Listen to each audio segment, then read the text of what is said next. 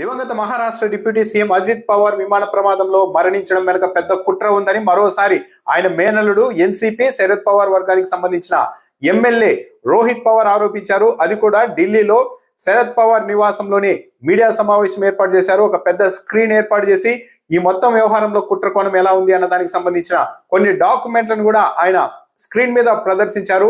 ప్రధానంగా దీంట్లో ఆర్థిక, రాజకీయ ఈ రెండు పరమైన కుట్రలు ఉన్నాయని కూడా ఆయన ఆరోపిస్తూ ఉన్నారు. ఈసారి తన మీడియా సమావేశంలో ప్రధానంగా రోహిత్ పవార్, ఏపీ ముఖ్యమంత్రి చంద్రబాబు నాయుడు, కేంద్ర ఏవియేషన్ శాఖ మంత్రి రామ్మోహన్ నాయుడు, అలాగే చంద్రబాబు నాయుడు కుటుంబానికి సంబంధించిన హెరిటేజ్ కంపెనీ పైన తీవ్ర ఆరోపణలు, విమర్శలు చేశారు. ఈ కూలిపోయిన విమానం విఎస్ఆర్ కంపెనీకి సంబంధించింది. ఈ కంపెనీకి హెరిటేజ్ కు మధ్య పెద్ద ఎత్తున ఆర్థిక లావాదేవీలు ఉన్నాయి. ఆ తరహాలో వీళ్ళ మధ్య ఆర్థిక లావాదేవీలు ఉన్నాయి. అందుకే ఈ కంపెనీని కాపాడేందుకు రామ్మోహన్ నాయుడు ప్రయత్నిస్తూ ఉన్నారు. అందువల్లనే దుర్ఘటన జరిగిన మరుసటి రోజే కేంద్ర పౌర విమానయాన శాఖ మంత్రి రామ్మోహన్ నాయుడు ఈ దుర్ఘటనలో విఎస్ఆర్ సంస్థ పొరపాటు ఏమీ లేదు, తప్పు లేదు అంటూ సర్టిఫికెట్ ఇచ్చేశారు అని కూడా ఆయన ఆరోపించారు. మొత్తం దర్యాప్తు అంతా సరైన మార్గంలో వెళ్ళకపోగా పూర్తిగా తప్పుడు మార్గంలో వెళ్తోంది.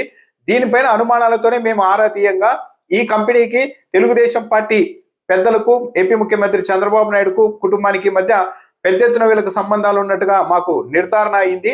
ఆ కారణంగానే ఈ కంపెనీ ప్రతినిధుల్ని, పెద్దల్ని కాపాడేందుకు కేంద్ర పౌర విమానయాన శాఖ మంత్రి రామ్మోహన్ నాయుడుని ఏపీ ముఖ్యమంత్రి చంద్రబాబు నాయుడు వాడుకుంటున్నారు అని కూడా రోహిత్ పవార్ అనుమానం వ్యక్తం చేశారు. దాంతో పాటు ఈ విఎస్ఆర్ కంపెనీ ద్వారానే చంద్రబాబు నాయుడుకు అత్యంత సన్నిహితుడైన బడా వ్యాపారవేత్తకు ఒక విలాసవంతమైన విమానాన్ని కూడా కొనుగోలు చేశారు.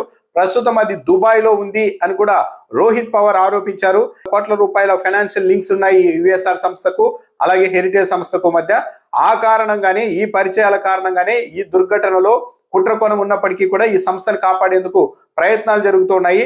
దర్యాప్తు నిష్పక్షపాతంగా జరగాలంటే వెంటనే కేంద్ర పౌర విమానయాన శాఖ మంత్రి రామ్మోహన్ నాయుడిని తప్పించాలి. ఆయన ఆ పదవిలో ఉంటే మొత్తం దర్యాప్తును ప్రభావితం చేసే అవకాశం ఉంది అని కూడా రోహిత్ పవార్ ఆందోళన వ్యక్తం చేశారు. ఆ రోజు విమానంలో నింపాల్సిన దానికంటే అత్యధికంగా ఇంధనాన్ని నింపారు. దాంతో పాటు విమానంలో బ్యాగులు ఉంచే ప్రాంతంలో పెట్రోల్ క్యాన్లను కూడా ఉంచినట్టుగా మాకు తెలిసిందని కూడా రోహిత్ పవార్ చెప్తున్నారు. ఆ కారణంగానే ఈ దుర్ఘటన జరిగినప్పుడు ఒక పేలుడు కాదు, పదే పేలుళ్లు జరిగాయి.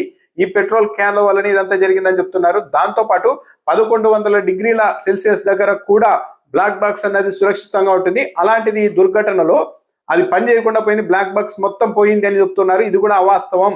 ఇవన్నీ తేలాలి అంటే దర్యాప్తు నిష్పక్షపాతంగా జరగాలి.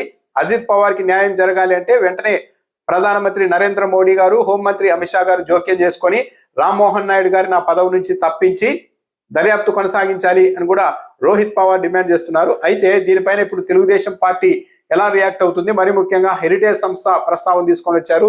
హెరిటేజ్ సంస్థకు ఈ విఎస్ఆర్ ఎయిర్లైన్స్ కి సంబంధించి ఆర్థిక సంబంధాలు ఉన్నాయి, 100 కోట్ల రూపాయలకు సంబంధించి అని కూడా చెప్తూ ఉన్నారు. మరి దీని మీద హెరిటేజ్ సంస్థ ఎలా రియాక్ట్ అవుతుందనేది చూడాలి. వ్యాపార సంబంధాలు ఉన్నంత మాత్రాన వాళ్ళు ఏదో డైరెక్ట్ ఇన్వాల్వ్ అయ్యి దుర్ఘటనలో కంపెనీలు పాలు పంచుకున్నాయని కూడా చెప్పలేరు. కాకపోతే హెరిటేజ్ సంస్థ అయితే ఒక క్లారిటీ ఇవ్వాల్సిన, ఒక స్పష్టత ఇవ్వాల్సిన అవసరం అయితే దీంట్లో కనపడుతోంది.